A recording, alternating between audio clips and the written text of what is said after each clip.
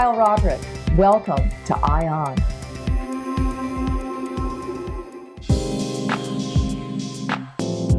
When I first started making jewellery, I actually was still working as a curator. So my business before was really the curation of fashion exhibitions, which I did globally. So I think it gave me quite a distinct perspective on this idea that we have, that cultures are sort of hermetically sealed. You know, I was talking a lot about Britain and what it meant to be British, and in the way that the cultural identity of a nation can be invested in a single object. And then I started to think, well, you know, so then what is a Japanese object? What is a French object? What is an Italian object? What are the things that make us distinct? But the more I thought about it, the more I realized that actually those boundaries of kind of national identity are very kind of porous. And the form of my jewellery work comes from across the Silk Route, from northern China all the way through to Turkey. Once you start to stack cultural kind of iconography from different places on top of each other, then you really get something quite contemporary that comes out of that process. So it's of India, but it's not Indian. It's a little bit of China, but it's not Chinese. So Kamal Kumar Meenakar is the craftsman that I work with in Jaipur. And he's been a Meenakari craftsman for how many years? He's been working with these traditions since he was 8 years old. So he's now been practicing for 30 years.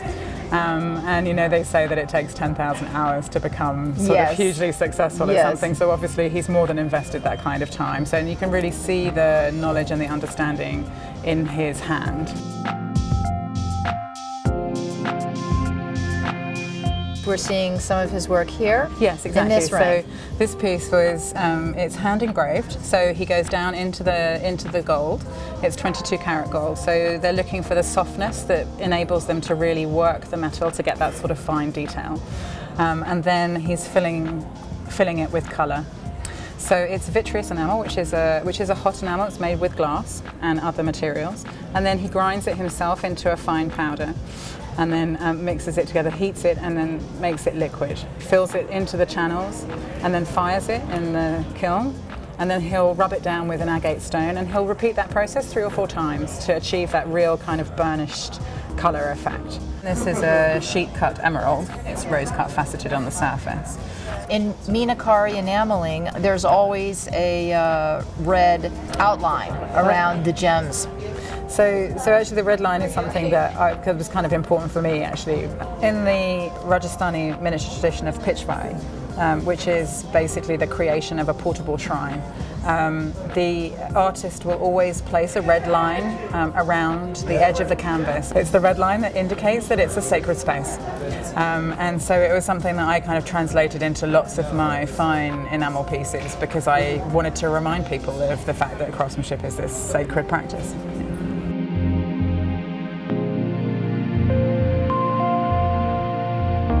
Some of these remarkable pieces incorporate such fine enameling and beautiful stones and pearls, chrysoprase, etc.